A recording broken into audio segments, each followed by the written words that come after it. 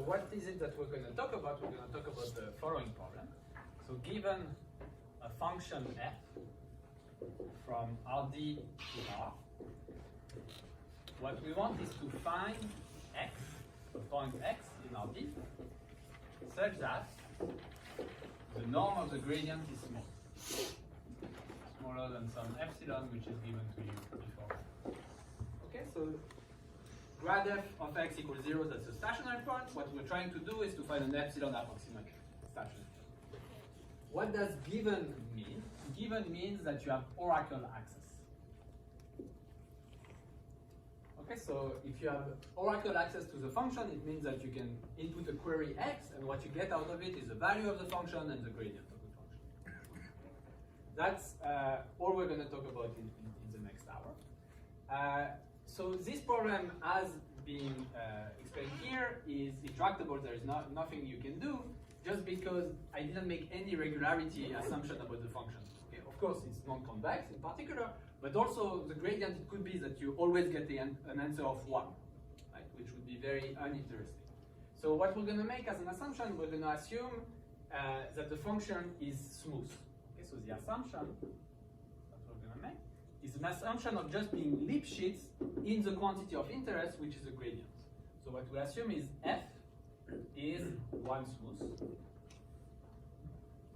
meaning, i.e., for any x and y in Rd, the norm of the grad f of x minus grad f of y is smaller than x minus 1. Okay, so points close by have close by value of the gradient. So what does it mean? What do such functions look like? So function one smooth is, so f, in particular, f is locally linear. Right? So locally, the function looks like a linear function. You have slopes, and they are all very, very correlated, basically all very aligned.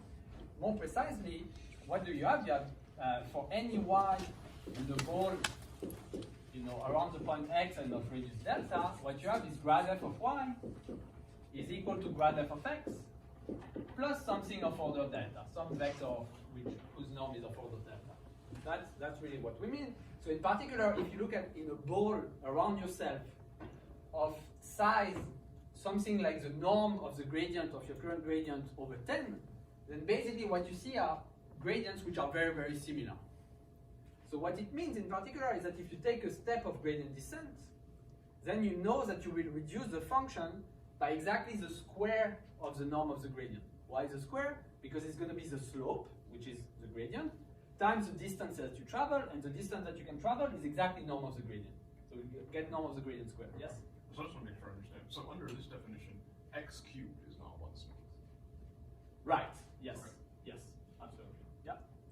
Yeah. Because of what's going on over there. All right. Very good. So what am I? Yeah. So what we want is again. So suppose that the norm of grad f of x is larger than epsilon, then a gradient step of length epsilon over 10 will reduce the value, the function value, by some constant times epsilon squared. Right? Because again, if the norm of the gradient is larger than epsilon, then in a ball around me of radius epsilon over 10, all the gradients are very, very similar to grad f of x. So it's all pointing in the same direction, so I'm just going down on this slope with distance equal to the slope, so I get slope times slope, epsilon squared.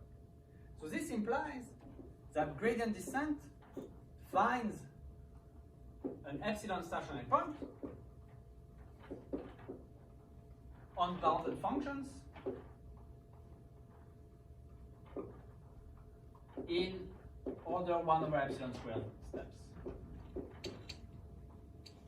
Okay, we're all good with this. This is just very, very, very elementary one. Okay, so gradient descent on the one smooth function will find an epsilon stationary point in 1 over epsilon squared steps. Now here is a theorem proven last year. So this is Yair Karman, John Ducci, Oliver Hinder, and Aaron Sitford, the Stanford team. What they proved is this is optimal. This is optimal for dimension-free rates. So if you have an algorithm which has a convergence rate that does not depend on the dimension, then 1 over epsilon squared is the absolute best you can do. There is nothing better you can do. Okay, so this is a very strong theorem, very interesting. So of course, is this the end of the story? Do we go on? And there is nothing else to be said. So no, if you are literate in convex optimization, you know that the exact same situation occurs for non-smooth convex optimization. For non-smooth convex optimization, if you have a one Lipschitz function, gradient descent will find an epsilon approximate optimal point in 1 over epsilon squared steps. And Nemirovsky proved that if you're dimension free again, then you cannot beat 1 over epsilon squared. Yet we know that the world of non-smooth convex optimization is much broader than just gradient descent. Right? We have interpoint methods, we have the ellipsoid method, we have various cutting plane methods. Okay, there is like decades of research going against this optimality result. So the question that I want to ask in this talk is there some analog in the non-convex world? Okay, so end of the story, no. In convex world, we have interpol method, ellipsoid, cutting planes. I mean, ellipsoid is one type of cutting plane. And what do those methods do? What they do, they all exploit low dimensionality. So exploit low dimensionality.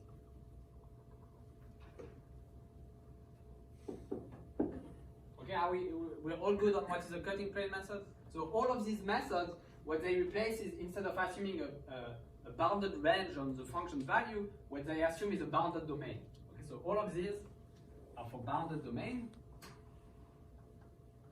So from now on, I'm going to assume that my function f, instead of going from Rd to R, it goes from some set omega to R. And for simplicity, I'm going to assume that omega is just a cube. 0, 1, 2. Okay, so you're trying to find an epsilon approximate stationary point over the cube.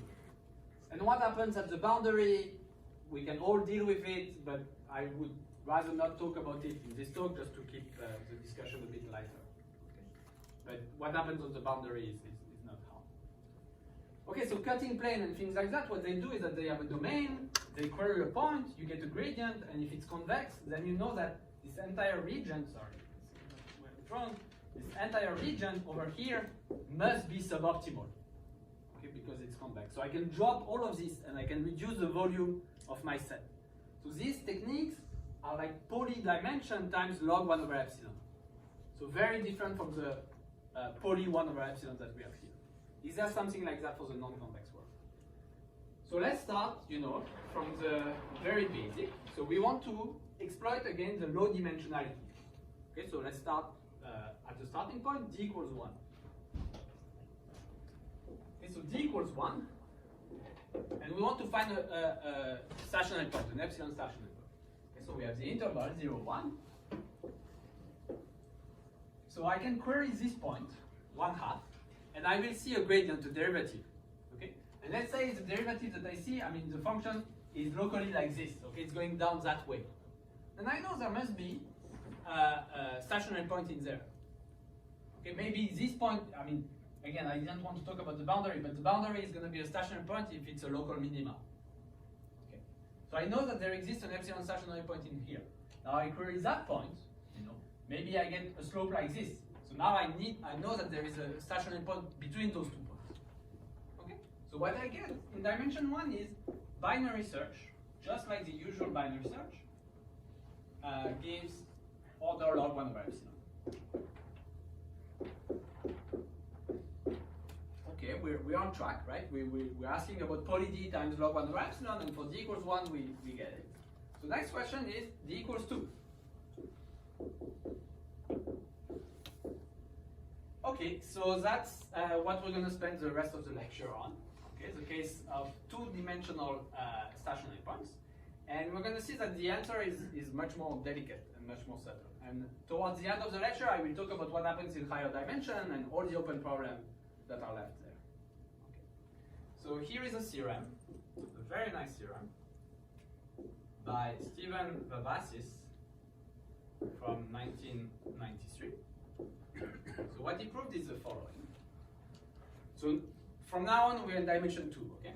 So there exists an algorithm with complexity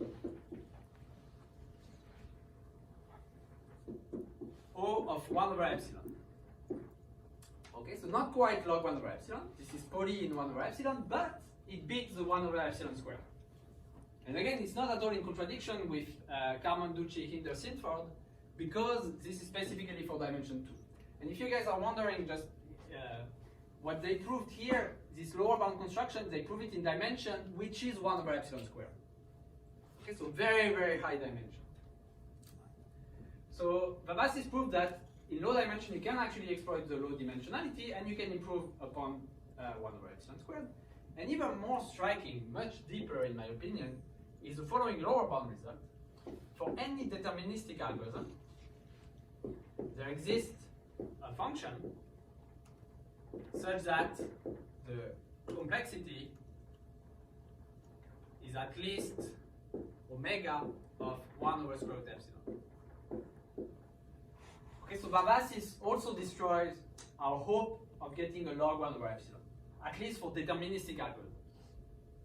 Okay, so it proves, and this is a very, very nice construction, highly non-trivial, which we will go over together in the second part of the talk. So now, what I'm going to tell you now is a new theorem. So this is myself with Dan Mikulincer, who was my intern last summer, 2020. So what we proved is that there exists an algorithm with complexity, with almost optimal complexity, so of order square root of log 1 over epsilon. Okay, so up to the log factors, this is optimal. And for any randomized algorithm, lower bound, the lower bound also holds. So omega, and we get some log factors that I'm not going to explain, 1 over square root epsilon. Okay, so randomization cannot help you to beat this 1 over square root epsilon. This is the best you can do. All right, and I'm going to explain both results. Is there any question on what we're going to do? Yeah? What's the algorithm of Vavassis? Right, so I'm going to explain Vavassis algorithm. So maybe I'll just explain it here. So Vavassis algorithm is very simple. So Vavassis, again, the real breakthrough in this paper is the upper bound, is the lower bound, not the upper bound. So Vavassis is gradient descent with a warm start. So what does it mean? Well, we're in low dimension, so in particular we can take nets. Okay, nets are not crazy expensive. So let's take a gamma net. Okay, so I have my square, 0, 1 squared, and I take a gamma net. Okay, so that's not a great gamma net, but you get the spirit. So the point is, because my function is smooth, there is some true global optimum here. Okay, so maybe I use a different color. So this is x star. This is a true global optimum. Now, because it's smooth, around this true global optimum, my function is quadratic. So it goes, quadratically around the global optimum. So my gamma net, it has a point gamma close to x star. So it has a point gamma squared optimal. So gamma net will catch a gamma squared optimal point. Okay, in terms of value. Now notice that gradient descent, it doesn't really take 1 over epsilon squared step. It takes delta over epsilon squared step, where delta is the range of my function. But now I have reduced the range. If I start gradient descent from this point, I know that I can make at most gamma squared progress in function value. So from that point, I know that I'm going to get a complexity gamma squared over epsilon squared. But to do a gamma net in dimension 2, it costs me 1 over gamma squared. So I get plus 1 over gamma squared. When I optimize, I get the geometric mean of those two, which is 1 over epsilon. Okay, and in fact, this warm starting argument shows that for any fixed dimension, you can improve upon 1 over epsilon squared. Okay, so in any fixed, 1 over epsilon squared is never the right answer in a fixed dimension. All right. I should also say that beating 1 over epsilon is really an intrinsic barrier. Because even if you assume like you're in the best scenario and you do some local method, you know, at most from a gradient of size epsilon, you will get epsilon value improvement. Gradient descent only gets epsilon squared. But at best, you can get epsilon value improvement. So breaking 1 over epsilon and getting 1 over square root epsilon require a different set of techniques. Okay, and this is what I'm going to explain now. So what's the new idea?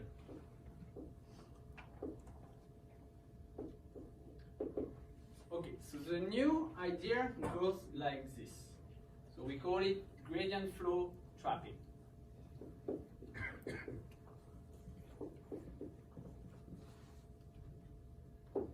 So now we're going to work a lot with rectangles. So all my rectangles, I will draw them like this, and what's important is that all the rectangles that we talk about, that they have aspect ratio smaller than 3. Okay, so the long side divided by the small side is always upper bounded by 3. Okay, meaning you cannot have something very long and very flat. Okay, they are all well conditioned. Okay. So let's do a thought experiment. We have some rectangle like this, well conditioned, and we have some point x in there. And what I want to consider, it's a thought experiment, I want to think about what is the gradient flow starting from x doing. Okay, so this is some rectangle R. And let's call this edge, this is E. So E is a subset of the boundary of R. Okay, this is this edge. And let's say my gradient flow from x is going to exit through this edge. Let's say, you know, it's some crazy curve, it does something like this, and it exits. Okay, it exits here. Now what happens? What can I say about the function value on this edge if my gradient flow from x exits through this point? So let's say like this. So if gradient flow from x exits through E without visiting an epsilon stationary point. Okay, so if it doesn't visit an epsilon stationary point, in every dt of running it, I will get epsilon in value improvement. Okay, I always get some serious improvement because the gradient is never small. So what I know is that at the point of exit, let's call this y, that implies that f of y has to be smaller than f of x minus epsilon times the distance from x to E. I know that my gradient flow has traveled at least the distance from x to E, and you know all the time it gets improvement at least epsilon. But can it be much better if you just integrate along the whole path? Yeah, it could be much more, but this is at least the improvement that I get. Maybe I get more, but I get at least that.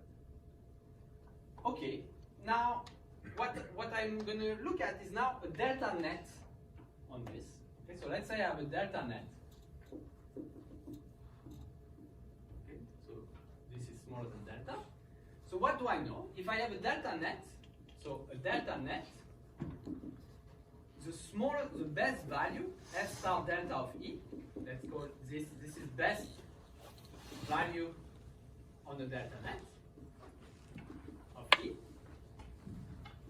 I know that this value is certainly smaller than f of y plus delta squared. Right? Because I'm going to have smoothness, so there will be a point close by where it's quadratic, so I pay at most delta squared in error. Okay, so I get f star delta E is smaller than something. So let me call this P epsilon. So P epsilon is going to be the opposite. So P epsilon is going to be f of x. So if there is a gradient flow, what does it mean again? This means that f star delta E is smaller than f of x minus epsilon times the distance from x to e plus delta squared. So let me call the property p epsilon, or maybe I will, it's important, so I will just put it somewhere else. But everybody is okay with this little argument?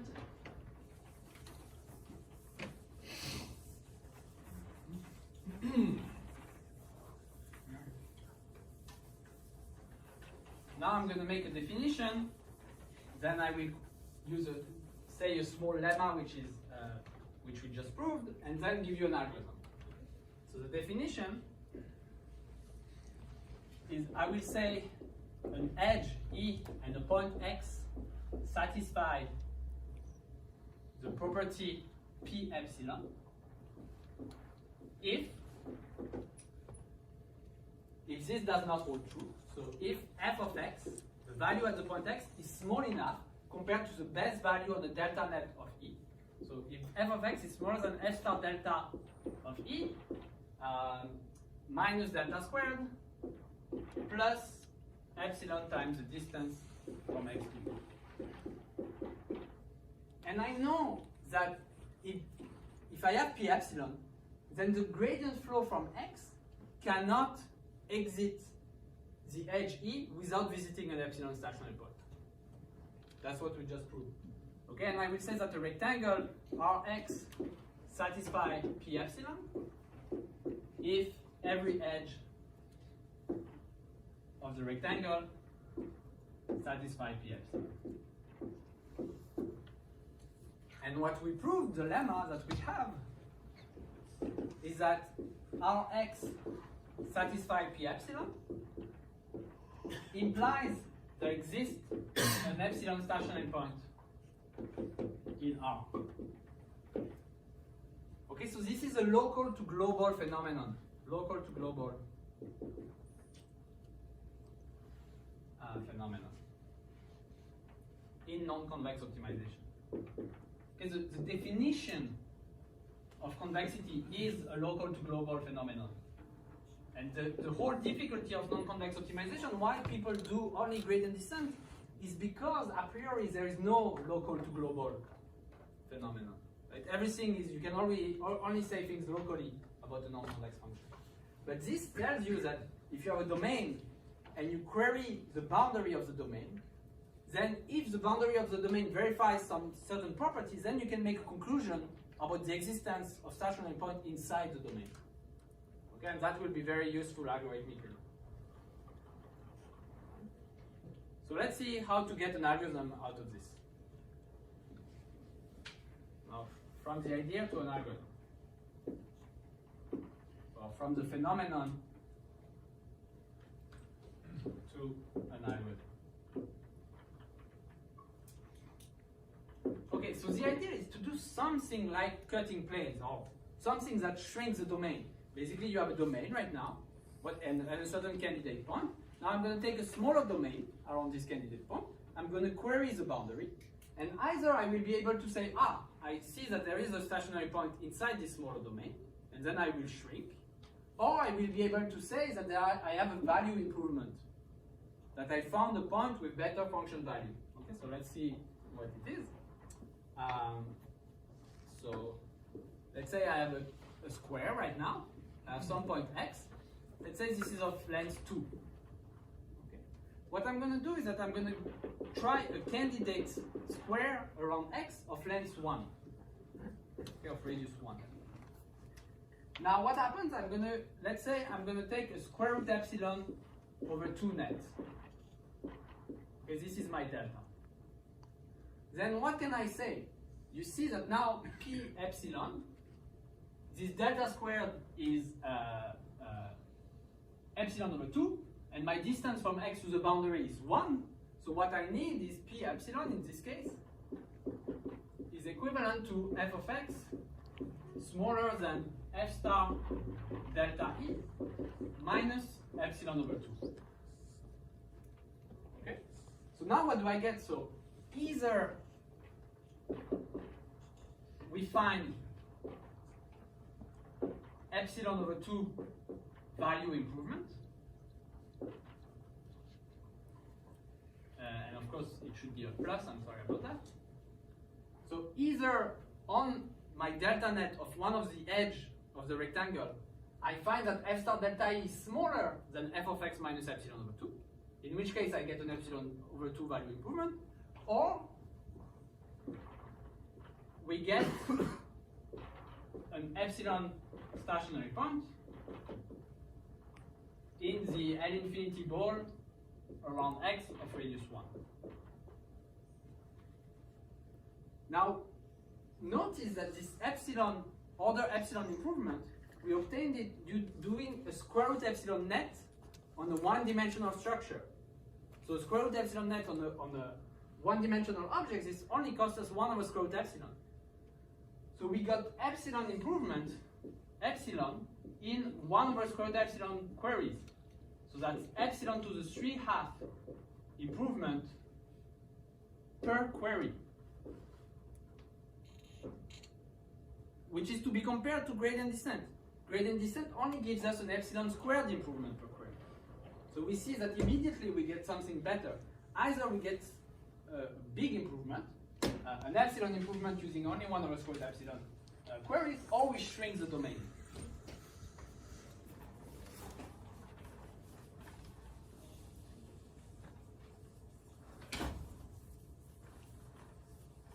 Okay. So optimistically, yes, please. So in that bound, in this thing that you did, Yeah. you have a rectangle with aspect ratio bounded. Yes. I mean, you picked 3, but it could have been 300. Yes. Is that the optimal geometry for a, for something? I mean, it's not obvious that it is. No. So it probably isn't, but I don't know how to pick a different object which will have better properties. So what's nice here is that we really make it's easier to reason about lines. So we want to, I guess I could do triangles. I mean, why you did it is pretty obvious. Okay. But nonetheless, it could be that if you took something that was a pentagon or a circle or something like that, Yes. and restricted the curvature of it, Yes. then you could do better. I mean, I'm not saying that you could, I don't know. So certainly, again, you cannot improve too much because there is a lower bound, and we're close to hitting the lower bound. But I'm totally with you that we can improve like numerical constant, like have an actually better algorithm in practice. Yes, for sure. But you will see the problem is what I'm going to say next is that this doesn't work.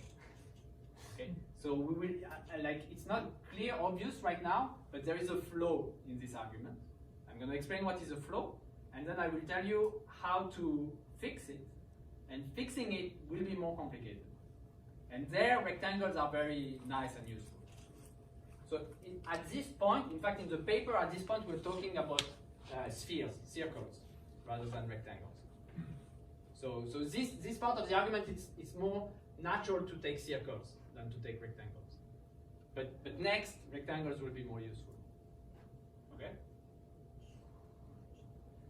All right, so what's the problem? So optimistically,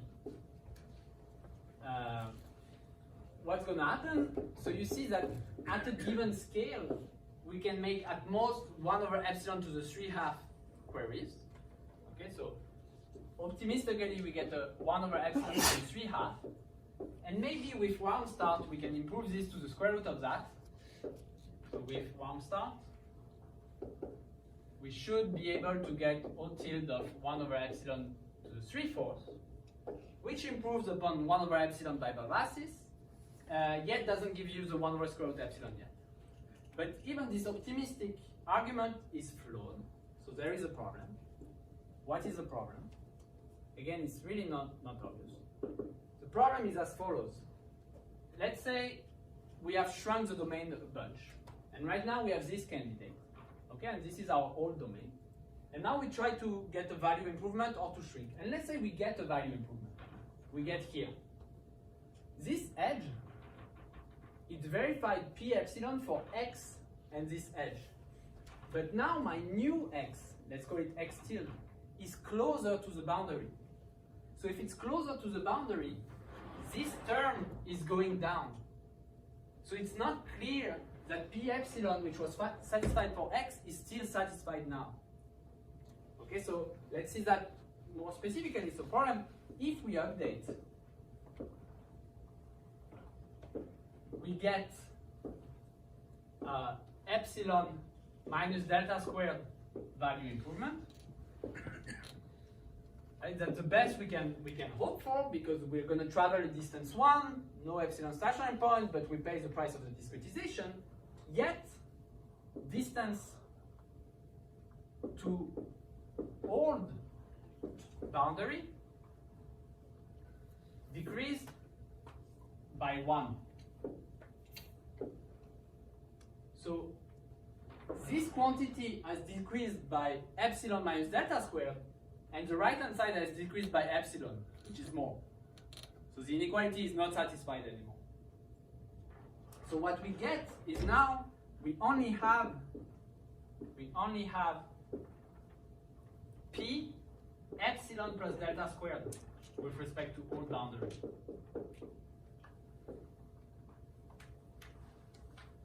Okay, so while before from X we can guarantee that there exists an epsilon stationary point on the gradient flow, from the new updated point we can only guarantee that there exists an epsilon plus delta squared stationary point.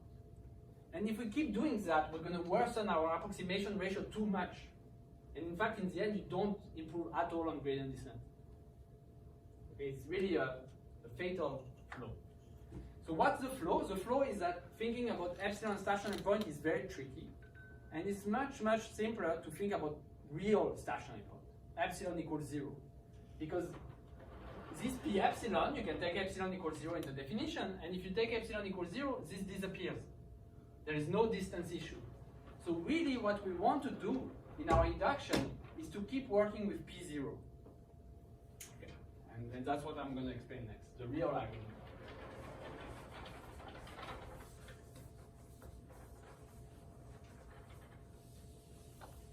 Okay.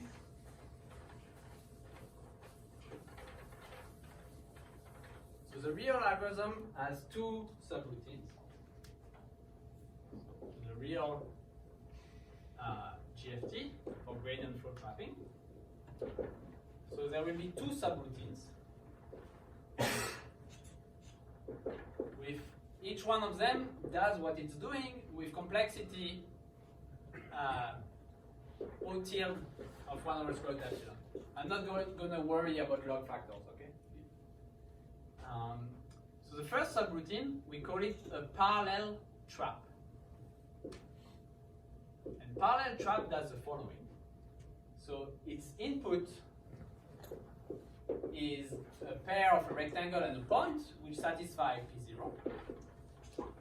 Okay, so that's nice, that's what we want. We want to work with P0. And the output is a new rectangle with a new pivot x tilde, which satisfies, now it doesn't satisfy P0, it satisfies P epsilon. So it just worsens a little bit, but with a shrunk domain. So the volume of R tilde is smaller than, let's say, 0.99 times the volume of R. Okay, so parallel trap is a very nice procedure, which, starting from a domain with P0, it always shrinks. Notice that before, like here, this heuristic argument, it was either we shrink or we get a value improvement. So here I'm going to need to explain how can you always shrink. Okay, and what I'm giving you is that you can turn from P0 to P epsilon. The second subroutine is going to be, we call it edge fixing. And the name hopefully is pretty clear. What edge fixing is going to do is that it's going to try to transform edges which are P epsilon into P0. So edge fixing works like this. The input is again Rx. And let's say it satisfies P epsilon prime for some epsilon prime which is going to be between epsilon and 2 epsilon. I just, for the people who are listening very carefully, want to give you the real thing. But think of epsilon prime equals epsilon. So Rx satisfies P epsilon prime, and K less than 4, so 0, 1, 2, or 3, K less than 4 edges satisfy P0. So now I start with a domain which verify P epsilon prime, and some of the edges are already good. They verify P0. And what I'm going to output is a domain with at least one more edge satisfying P0, or I shrink. So the output is R tilde X tilde, such that either R tilde satisfy not quite P epsilon prime, but just P epsilon prime times 1 plus 1 over log 1 over epsilon. Okay, so you just get a little worse, but this is fine because if I do at least at most log 1 over epsilon steps, then 1 plus 1 over log 1 over epsilon to the log 1 over epsilon is smaller than E. Okay, so at most I get E times epsilon prime. So R tilde satisfy just a little worse than P epsilon prime, and the volume has shrunk. So that's one possibility. Or R tilde did not shrink. It still satisfies P epsilon prime, but now K plus 1 edges satisfy P0.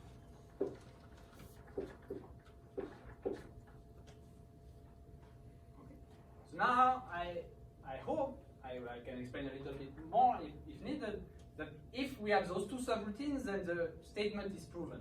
It's very easy to get an algorithm out of this. You start with the domain which verify P0, you apply this, you shrink. Now you have a domain with P epsilon, you apply the edge fixing. At most you need to apply edge fixing 4 times.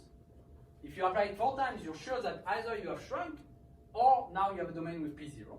If you have a domain with P0, you apply parallel trap again, and now you shrink. So 1 out of every 5 iterations must shrink. Okay, so, and if you keep shrinking, then at some point you have a very small domain, and in a very small domain, if you guaranteed there is an epsilon stationary point, then every point is an epsilon stationary point, or 2 epsilon stationary. Okay, so all we need to do is to construct, to build this parallel trap and this edge fixing.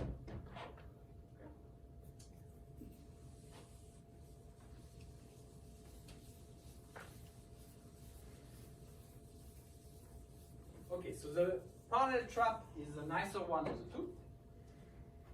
So parallel trap works like this. So again, the idea is now I want to be able to shrink all the time, no matter what value improvement I find. So I have this rectangle right now, and it looks like this. Let's say X is on this side. You know, I can rotate so that it's always like this. What I'm going to do is that I'm going to put 2 lines here, 2 parallel lines, such that this is divided into 4 things of equal size. Okay, so all of these sizes are the same. Okay, 3 things of equal size. And what I'm going to do is that I'm going to query a delta net here. Okay, so query a delta net such that, what is it that I want? Let's call this capital delta. What I will want is that, what do I want?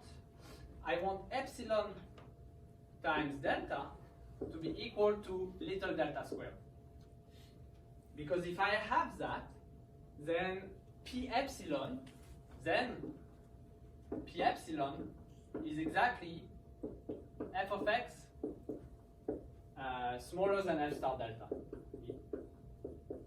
Right? If epsilon times this distance is equal to little delta squared, then those 2 terms in the definition of P epsilon cancel. So what I'm going to do is that I'm going to query those 2 lines, and I'm just going to record where is the best point that I have found.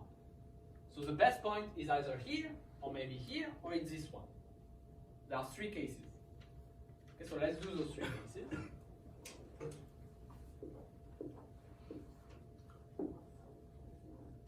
This, and like that. So let's say this is the scenario, and we find that this point is the best point. Okay, so this value is better than every value on this delta net and every value on this delta net. Then by definition, I get P epsilon on this edge. So now I can shrink, in this case, my new rectangle can be this one. Okay. If I find that the value is here, this one, this is the best, then I get p epsilon on that edge. So now I can shrink to that one. If I find it on this edge, then I get p epsilon with respect to this one, and now I can shrink here. And notice that it was very important to have p0 for the boundary, because p0 is preserved under just getting a better value. So if I have Rx which satisfies p0, and I find an x tilde where f of x tilde is smaller than f of x, then I still have p0 for Rx tilde, even if x tilde gets very close to the boundary. So I know that those old edges, they still satisfy p0. Okay, and you see, where is the bad case? Okay, you don't see it, but because of the way I've drawn things, but here you could get this aspect ratio of 3, just below this here. But okay, this is the parallel trap argument. Is it clear? Yeah. So now edge fixing. Okay, so edge fixing, let me see. So I'm not going to explain too much edge fixing because I want to tell you something about the lower bound. But edge fixing is basically exactly this old algorithm which was failing. Because what was the only fail scenario is that you get this epsilon plus delta squared. So in this old algorithm, either you shrink or you worsen a little bit. But what we're going to take is just delta. This delta is just going to be, 1 over log. So that's where we get an extra log. You get 1 over log, and then that just multiplies the epsilon by a 1 plus log 1 over epsilon. Okay, so either you shrink or you get the value improvement. And why is it important, the value improvement? Because how do you turn a p epsilon edge into a p0 edge? It's exactly getting a good value improvement. If you get a good value improvement, then you will turn your p epsilon into p0. Okay, that's all I will say. It's like the 5 lines argument once you have everything in place, but it's not particularly insightful, so I will leave it at that. Okay, so that's the algorithm. Is there any question on the algorithm before I move on to the lower bound? So we have that dichotomy there Yeah. in the old algorithm, but it relies on the gradient flow, running the gradient flow. Does Okay, the very article tell you? Yeah, so I wasn't clear enough with that. The gradient flow part is a thought experiment. You're not actually running the gradient flow. What you're saying is, if the gradient flow did exist, then I could witness it by just querying the delta net on the boundary. Right. But you never actually run it. That's like really key. This is this local to global phenomenon. Yeah? What is the cost of querying this delta net? Yeah. Compared to, for example, in gradient descent where you're only evaluating the gradient at a single point in each. Very good. So here, this is important. So notice that the number of iterations of this algorithm is only log 1 over epsilon. But in each iteration, there is a cost of querying the net. So in terms of parallel depth, it's only log 1 over epsilon, but the width of the algorithm, the number of queries in parallel that you make, is indeed the cost of a delta net. And delta, you take it to be square root epsilon. So the cost is 1 over square root epsilon. So basically, you have per iteration a cost of 1 over square root epsilon, but you're going to take log 1 over epsilon iterations like this. So it's very different from gradient descent. Basically, instead of making a bunch of little steps, you're doing something more global, take a bunch of points, and then you decide what do you do. Yeah, you had a question? Oh, yeah. So I just want to mentally bookkeep it right now. So far, in how many places have we crucially used that we were in dimension 2? So clearly the cost of constructing delta nets. Yeah, that's the only place. Yeah, okay. So everything works in any dimension. It's just that the cost of the delta net will grow. So basically what happens, so the theorem in higher dimension is that in any D, GFT in any D has polylog depths, or in fact log depths, and the total query complexity is 1 over epsilon to the D minus 1 over 2. Because you're querying a square root epsilon net over a surface in dimension d, a d minus 1 dimensional object. So for d equals 3, this gives you a 1 over epsilon algorithm. And Vavasis, if you warm start Vavasis, this gives you a 1 over epsilon to the 1.2. Okay, so in dimension 3, we still improve on Vavasis. And I'm going to tell you a lower bound. The lower bound that we have is 1 over epsilon to the 3 over 5. Okay. So it seems inefficient, right? So in higher dimension, you could recurse because you don't have to construct the maths on the whole d minus 1 dimensional boundary. You can just consider a problem on d minus 1 and then keep recursing. So you cannot do that because we're talking like, okay, because the d minus 1 dimensional problem that we're solving is a global optimization problem. You need to find the minimum on the delta net. You don't need to find an epsilon stationary point. So you're solving a much harder problem in dimension d minus 1. Okay. So one cool open problem that I really like because it's like, I think it's philosophically challenging, is you see that this dependency, when d gets large, it's very bad. It's worse than gradient descent.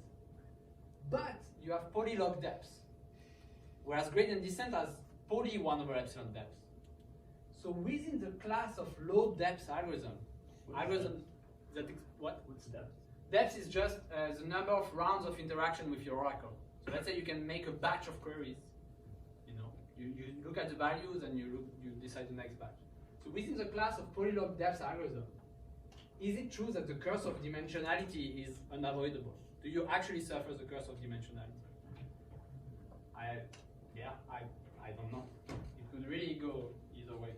But I mean, if you do not suffer the curse of dimensionality, you have a real breakthrough, like something absolutely amazing. If you can do non-convex optimization in very high dimension with low depths, using just a little bit more than gradient descent, people will listen to you. So probably it's not possible. But I don't know. Okay, so let's spend the last 10 minutes on the lower bound because it's a really fun story.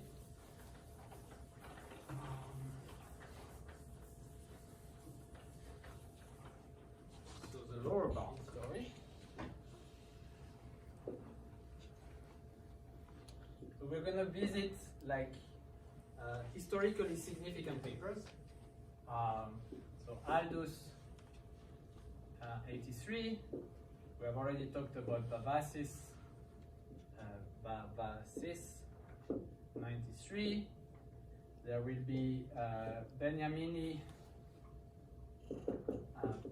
Pimentel, Perez,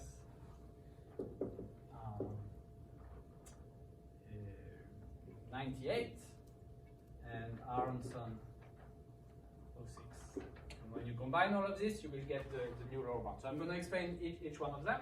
It's a really nice story. So here is what this one is doing. So it's very hard to prove lower bounds in low dimension. Okay. In particular because of the continuous structure. What Aldous was looking at in 83 is a discrete problem. So it's a problem of finding a local minima on a discrete function. So what does it mean, local minima on a discrete function? You have a discrete set of points and you have a graph on it. Okay, the structure of neighborhood is that you have a graph.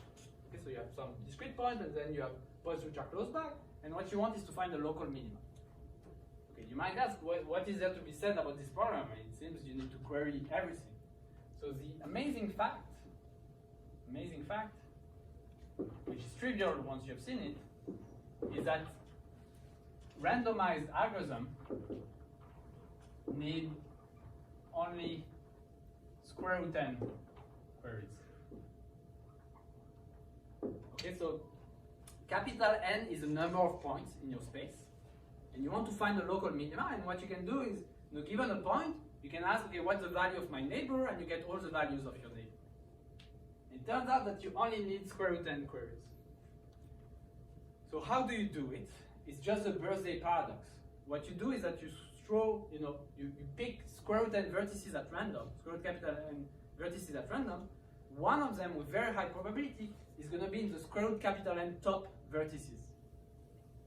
So now you query those square root n capital N vertices, and now you start greedy from the best of them. It's exactly the warm start of Babassis, but it's a randomized warm start. And this will only cost you 2 square root n. Okay, so that's not what I just did. Okay, that's like one line in this paper. What he did is this tight. Can you prove a lower bound? And what he did is he proved. So all of this is Aldous 83. He proved the lower bound when the graph is the hypercube, when G is 0, 1 to the D. Okay, so just to be sure we are on the same page, in this case capital N is 2 to the D. So he proved the lower bound of 2 to the D over 2 for randomized algorithm. Okay, for deterministic algorithm you cannot do anything. Capital N is the best you can do. How did he prove this lower bound? So if you want a lower bound against randomized algorithm, what you should do is you should have, by the minimax principle, you should have a distribution over a function. So you construct a hard random function. And what is this random function? It's really beautiful. It's just a random walk. So hard random function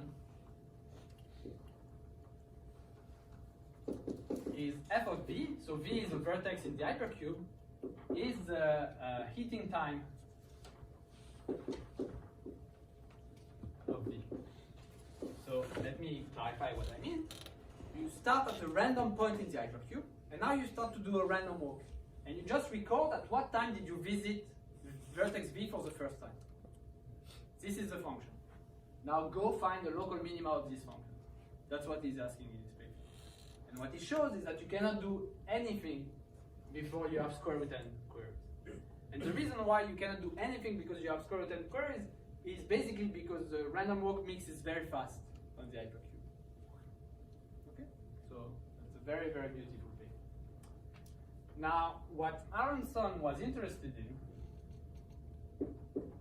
2006 is the same for some quantum reason that I don't understand.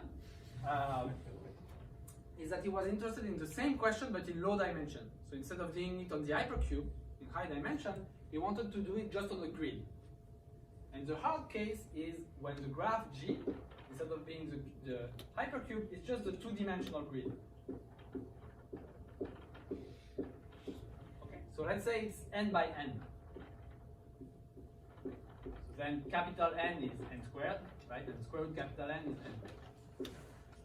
Okay, so the goal was to show that on this grid, you cannot find a local minima of a function defined on the grid in less than little n queries.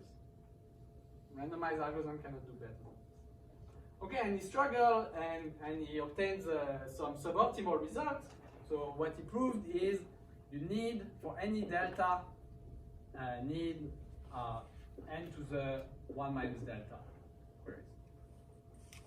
Okay, so that's what he proved using with some difficulties. Okay, so again, how do you prove this, such a lower bound?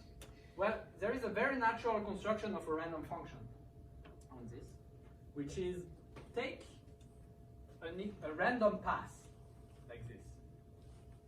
Because this is a diagonal. Take a random increasing path like that. And the function is going to go down on this path. Okay, so go minus epsilon slope on this path. And everywhere else, you will have an epsilon slope towards 0. So everywhere else, here, you get epsilon slope towards 0, 0. This is the point 0, 0. Okay, so I already have an eye on the continuous case. Okay, I'm mixing a little bit, but so you have this 0, 1 squared. What I'm going to do is that I'm going to have a linear function with slope minus epsilon, which points me to this point. So if I was just trying to optimize this minus epsilon slope, I would go to the point 0, 0. Okay? But in addition, in this background of a linear function with slope epsilon towards 0, I'm going to drill a valley with slope minus epsilon. Okay, so I have this thing which is going down like this, and it ends up at 0, here, value 0, okay, sea level. And now I drill a valley below the sea level along this path. So the only local minima is here, at this point. But what's the problem? If you really do a random walk, then you know that you're going to hit here on the window of size square root n. You're not going to visit everything. So a random function like this, I can find the local minima using square root little n queries, not little n. Okay. So now this is where Beniamini, Pimentel, and Perez comes in. So as you can imagine, I have heard a lot about this paper, and Mark Selke, who is in the audience, reminded me about the existence of this paper at just the right time when we were talking about this problem. So what do? Beniamini, Pimentel, and Perez? They construct what's called an unpredictable walk. Okay, so unpredictable walk, I will just put the statement because it's so beautiful, I think everybody should know it. So here is the theorem. It's actually due to Elhanan Mossel, but okay, it doesn't really matter. So, I mean, it matters, but sorry. So the theorem goes like this. There exists a process, a random process, xn in Z, which is a nearest neighbor process. So the distance between xn and xn plus 1 is 1, such that if I look at what they call the predictability profile, so I want to know, I'm going to condition on xn is somewhere. Okay, so let's say my random walk process, it ends up at some value u. And now I want to know what the probability is that it's after k step is going to end up at some vertex v. Okay, and this probability, if this probability is high, then it means that I can predict well. Okay, and if this value is very, very small, then it means I have no idea where it's going to be. And what they show is that there exists a random process such that the supremum of this thing over u and v is O tilde of 1 over k. Okay, maximal uncertainty. This is really, at least at first, pretty hard to wrap your head around, right? Because what's an easy way to like be on an interval of size k is to pick, to have a drift, to have a big drift. But if you have a drift, then you're predictable. So really, what all those constructions do is that they cannot do a multi-scale random walk. You're random at every scale, basically. So it's not easy to construct, and in fact, the first construction of Beniamini, Pimentel, and Perez was exactly getting 1 over k to the 1 minus delta, just like Aronson had. And what Elhanan did is that they improved to the exact log factors. And now what we can do is that we can bring this in the Aronson framework. There is a little bit of work, and eventually we get that for the discrete two-dimensional grid, you need indeed O tilde of little n. But yeah. So I think the statement can be a little stronger. Like you can condition on the whole path up to time n. Oh, that's true. Yes, absolutely. Yeah. Yes. Yes. Which we do need, in fact. Yeah. Thanks, Mark. Yeah. Condition on. Yeah. x1 through xn, un. Yeah, I do need that. In fact. Okay. So what we're gonna do? You see, why do we need this in our walk? Because if you query, if I tell you that I'm going to use this random process to go up and left, up and right, sorry, you could try to be smart and query a small diagonal here. And maybe you see that my walk hits here. And now you ask, okay, what do I know? Given that I've discovered the path up to here, what do I know about the future? Okay, so you really want, given that you have discovered the path up to something, you want to have no idea where it's going to go next. Okay, so I'm going to end with just how do you connect now to Vavassis 93. And Vavassis did this connection, in fact. So there is a whole line of work. I mean, what is so here, when you're into dimensions, what is the spread of the log that comes from this theorem? What is like, so like if you just do a random walk, you'll have an envelope of square root n. Ah. N steps. So what is the new one? Yeah, very good. So, the new one is a whole it's of order n. Oh. Yeah, very it's pretty impressive. So let me explain very briefly now how you make this a continuous thing. Well, so in continuous space, the value, so f at x star, let's call this point the end of my valley. F at x star is going to be smaller than basically minus epsilon. Okay, I get some value minus epsilon because I drilled of slope epsilon for something of length roughly 1. Okay, but at distance 1 over n. Okay, so if I go in a little block around me, a little cell next to me, I should be in the background linear function. And the background linear function has value positive, non-negative. But at distance 1 over n, the value is at least non-negative. Okay? And x star is a stationary point, so I'm quadratic around that point. So in distance 1 over n, I need to climb up epsilon. So what we need that 1 over n squared to be at least epsilon. Because I need to climb up at least epsilon while being quadratic, and I can travel only a distance 1 over n. Which, to put it differently, n is less than 1 over square root epsilon. So the lower bound, the discrete lower bound of little n is going to translate into a continuous lower bound of 1 over square root epsilon. And what Vavasis does in his paper, and he spends 10 pages to do, is to actually give you the formula for the construction from this discrete function. This discrete function is entirely well defined. Okay, I really gave you everything. To my super hand-wavy argument that given a path like this, if these cells are big enough, I can fit a smooth function that exactly behaves like this discrete one on the lines that I have drawn. And this, I feel like there should be a soft argument to do it, but I don't know it. And what Vavasis does is really like very painfully describe, for point xy, what is the value of the function, and then check that it's smooth and everything. And out of this, you can also conjecture a lower bound in higher dimension. So conjecture, I mean, it's more like we were too lazy to prove it, but it's most likely true. So you can do exactly this construction in higher dimension, and you will get, I will spare you the detail, 1 over epsilon to the d over d plus 2. So if d is equal to 2, you get 2 over 2 plus 2, which is 1/2. And now I will just conclude with this.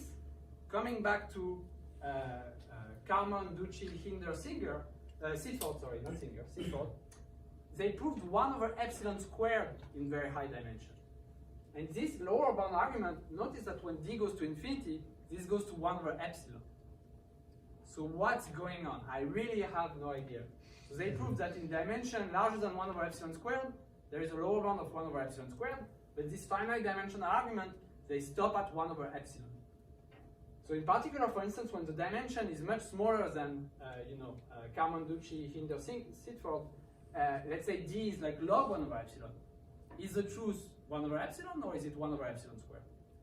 Is there a geometric phase transition where suddenly you go from 1 over epsilon to 1 over epsilon squared? I don't know, but I think it's an interesting question. Thanks.